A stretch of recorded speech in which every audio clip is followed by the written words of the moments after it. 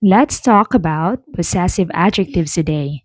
First person singular, ako ang. Ako ang in English is my. For example, ako ang iro, my dog. Ako ang my. First person plural, amu ang. Amu ang in English is our.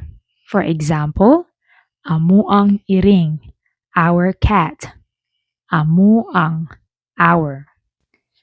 Second person singular, imuhang. Imuhang in English is your.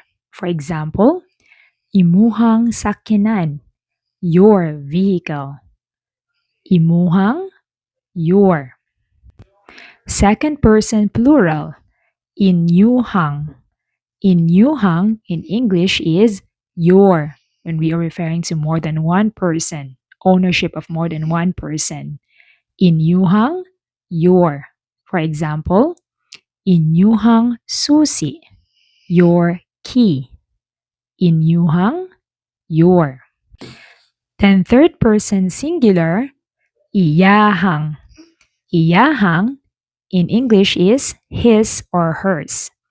For example, iyahang balay. Iyahang balay, his house. Iyahang, his or her.